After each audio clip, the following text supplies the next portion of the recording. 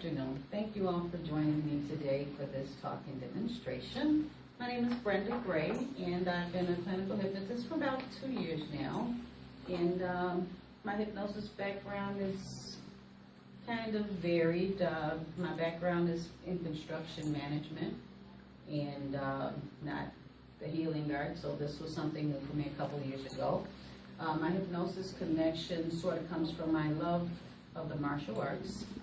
I've been in martial arts on and off for over the last 20 years or so, and I've always been intrigued with the mind-body connection, so that's what drew me to hypnosis.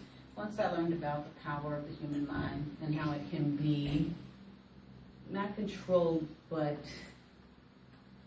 what's the word I'm looking for? Enhanced by the use of hypnosis. The two sort of came together for me. And once I discovered that connection, there was pretty much no turning back for me. So hypnosis is a part of my life now. Something I truly believe in, something I not only use to help others, but I've used to help myself. Okay, I've had some, definite improvements in my life because of the use of hypnosis. Now, the history of hypnosis, I don't want to get too deeply into that because I don't like history myself. It's kind of boring. But if you ever heard the term mesmerism, okay, that's the result of a gentleman back in the 1700s, Franz Anton Mesmer, who originally came up with the idea that the human body could be healed by manipulating certain healing fluids that were in the body. He believed there was an actual invisible liquid that flowed through the body, and he would use certain hand gestures to try to manipulate this liquid. And these were the origins of hypnosis. And over time, studies were done, more research was done, and people started to realize that no, there's not really an invisible fluid here that's doing this process. And they ultimately discovered that hypnosis is basically just a focus, concentration, and relaxation of the mind. And that's how the healing occurs. That's how the trance occurs. Just from relaxation and very, very focused concentration. So over the years, it progressed and progressed into be what we now use as hypnosis. Okay, and there's nothing magical about it. There's nothing sinister about it. It's just a focused state of very, very concentrated relaxation. It's also a state that we all go through at least 2 times a day, and most of us more. Okay, when you first wake up in the morning, that state where you're not quite awake and you're not still asleep, that groggy feeling you get, that's a state of hypnosis. Same thing when you go to bed at night. Before you fall asleep, you're in hypnosis. When you're watching a movie, and it's a really good movie, and you're zoning in on it, and you're in that trance, you're in hypnosis. Okay? When you're driving your car down I-55, where there's nothing but cornfields for 1,000 miles, okay, you get into that zone. You're in hypnosis. So hypnosis isn't anything out of the ordinary. It's something that we go through every day, okay? And some of the things that hypnosis can help with, if it's associated with the human body, hypnosis can usually help with it, okay? It works on everything from weight loss, which is one of the common conditions that people normally use hypnosis for, weight loss and smoking cessation, but also something like chronic pain. A lot of people don't realize that hypnosis is actually a healing modality, and hypnosis originated as a healing modality and not a source of entertainment. And most people only know hypnosis for its entertainment value, which is really sad because it's going to waste, if that's all you think about hypnosis. And that's why I like to do these talks, to educate people and let them know that hypnosis heals. And this has been proven throughout history. The American Medical Association endorses hypnosis. A lot of hospitals use hypnosis. Doctors and dentists use hypnosis. Psychiatrists, psychologists, some of them use it in their practices also. So hypnosis is a very powerful healing modality. I have personally helped people relieve chronic pain that they've dealt with for years when nothing else would help, okay? Because there's a pain center in your brain, and if you can get to that pain center where the pain originates, you can get rid of that pain, okay? You can get all the pills and potions that you want from your doctors, and they just stop helping after a while because they're masking the pain. They're not dealing with the source of that pain. Okay, hypnosis, you can deal with the source of a lot of different conditions. People have reduced their blood pressure using hypnosis, you know, and the weight loss, one of the common things, but it can help almost any medical ailment that you can think of. A lot of cancer centers use hypnosis for their patients because of all the chemotherapy and all the medications they're already on. So hypnosis is also very effective for that. So that's, you know, something to think about. You know, hypnosis is not just entertainment, as a lot of people have come to believe. And there's always a question of, well, can I be hypnotized? Everyone's question is like, well, I'm not hypnotizable. It's not going to work on me. And the answer for that is, do you want hypnosis to work on you? Do you want to be hypnotized? If you do, hypnosis will work for you. If you do not, it will not. You have to be a willing participant in hypnosis. You have to trust the person that's sitting across from you. You have to be willing to follow instructions, and that's all it takes. And relax. And I just read somewhere recently you have to have an IQ of at least 70 because you have to be able to make your own decisions and, you know, be aware basically of what's going on. So that pretty much covers, you know, most of us walking around every day. So if it's something you really want, it's possible. And it's possible. I've had people come to me, well, I can't be hypnotized. I'm like, do you want to be? And if they say yes, I hypnotize them. Okay, I've had some tough cases, and I've, you know, yet to come across anyone who wanted to go through the process who was not successful. So it is possible for all of us, if that's, you know, what we truly desire. Okay? And the old mind control thing. No, I'm not a mind control expert. I wish I were sometime. But I can't make people do anything they're not going to do normally. Okay, when people see the stage shows, they think that, okay, this hypnotist has got all these people under his control. They're doing everything he wants. And that's just not true. They're doing what they want to do. Because if you go to a show, say you're in Vegas and you're at a show, and the hypnotist is like, all right, let me see a show of hands. Who wants to be hypnotized? You wouldn't raise your hand, right? Okay. Would you raise your hand? Anybody in here? Yeah. Okay. So these people already have the idea that they want to be hypnotized. They've already agreed in their mind that this is something they want to do. Okay, so they're going to choose these people who want to do this. Okay, and a lot of times before they do this, before the shows even start, they have a series of exercises that they have the audience go through just to find out some things. And these are called suggestibility tests. So if those of you who want to cooperate with me, are you willing to go through a couple exercises with me today? Mm-hmm. Sure. Okay, great. Could I ask you to stand up first? Thank you. All right, for the first one, I want you to just take your hands, put your hands together, interlock your fingers. Okay, now I just want you to concentrate on your hands. I want you to imagine that there's a vice holding your hands together, that they are held together so tightly that you just can't separate them.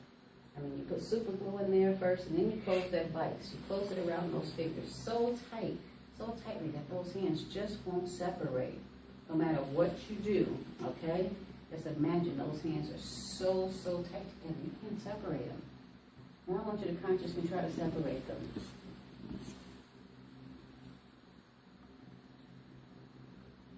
Keep trying, harder. Okay, it took a while, and you still can't separate yours. Okay? All right, now relax. When I count to 3, your hands are going to come apart just as easily as they did before you did that. 1, 2, 3, hands separate. Relax. Okay? Now see, I would choose him to go up on stage, not you. Serious, that's what they do, okay? Because some people are a lot more suggestible to these ideas than others. I would choose you and maybe you, but never you. Because if you notice when they have people up there on stage, sometimes they ask, you know, certain people, it's like, okay, thank you, and they ask them to leave. Because they're here for entertainment. They're there for the people who want to go through the process, who enjoy the process. Okay? And there's another little one. Let's see. What else can I do to you people? Okay, this one is simple. It's just called magnetic fingers. So put your hands back together And put your fingers as far apart as you can. All right, now just imagine there's a magnet in your fingers. One end is negative, the other is positive, and that magnet is pulling those fingers closer and closer together.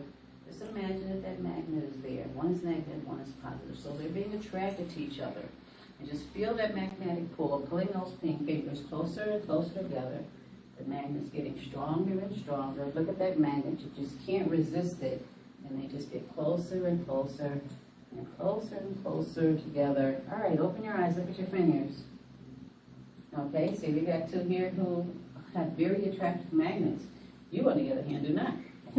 Okay. That's nothing to be sorry about. That's nothing to be sorry about because we all, react differently. So you see how easy it is to pick out who you want to participate because they mentally want to participate. Okay? I guess you can sit down for now. Thank you very much. But those are just a couple of the types of things that they do. Because some people are so suggestible that all you have to do is walk up to them and say, sleep, and they will go into a deep trance. I did that in front of her because I knew she wouldn't. But no, I knew she wouldn't.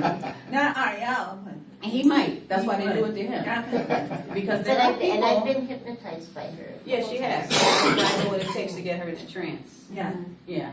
But some people are just that suggestible, and with practice. So instant hypnosis doesn't work on everybody. It takes No, it does not knowing work on your patient, everyone. knowing how susceptible. Get to know a person, yes, yes, when you work with a person. When I first see a client, after talking with them for about a half an hour, I pretty much know which approach I'm going to have to take. What type of personality they are, what processes I want to use with them. Yeah, so everybody's a little bit different.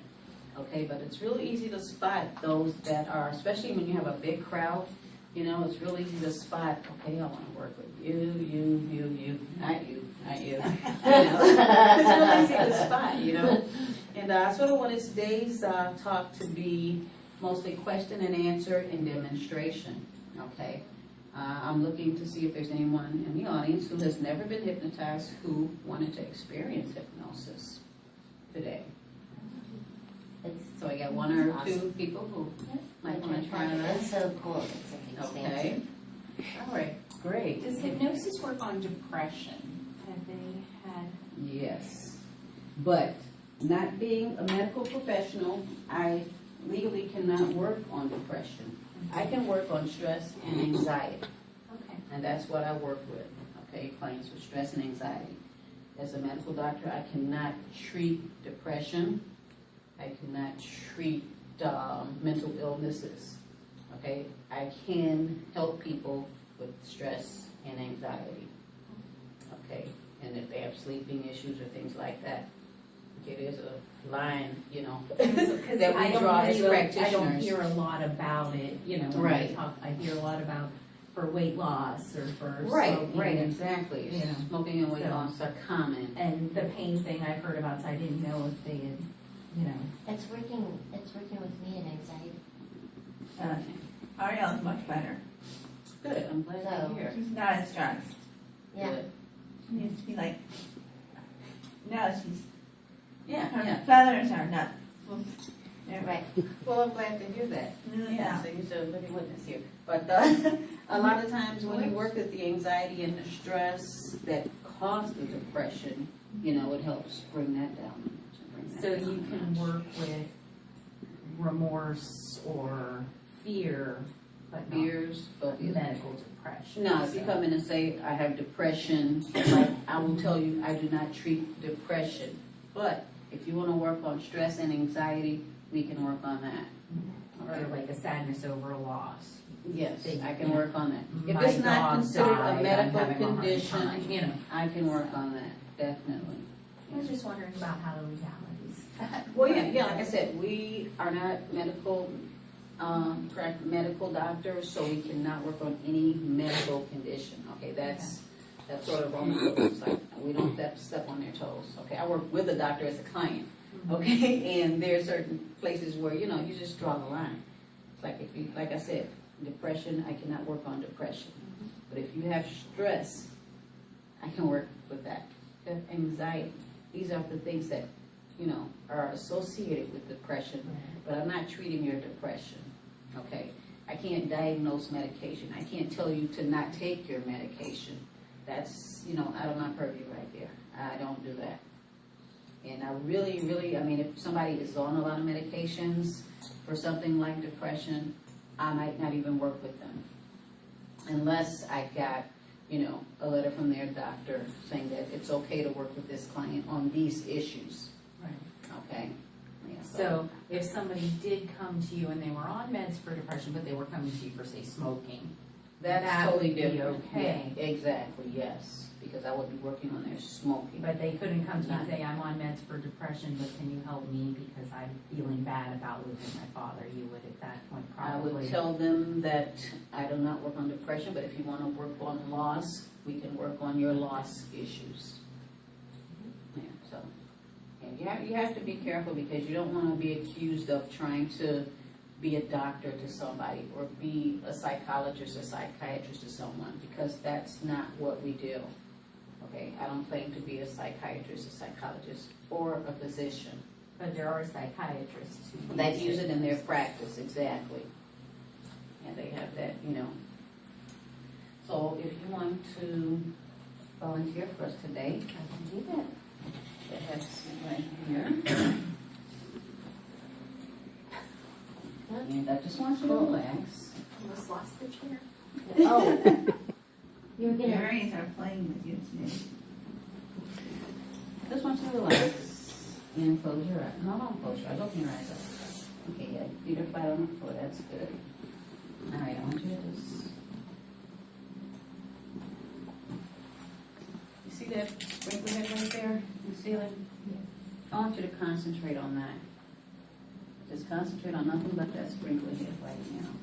And as you're concentrating, allow your body to physically and mentally relax. Just focus only on that sprinkler head. And then the longer you focus, it'll start to get blurrier and blurrier. And your eyes will start to get heavier and heavier. But you're not going to let them close. They're going to get heavier and heavier the longer you stare. And the more you stare, the more comfortable you become. And the more comfortable you become, the easier it will be to keep your eyes open. But they're not going to want to stay open. They're going to get heavier and heavier the longer you look. And you go deeper and deeper, deeper and deeper. And they get so heavy, they get to a point where they just want to close. So you just let them close slowly. Good. And as they close, you just allow yourself to go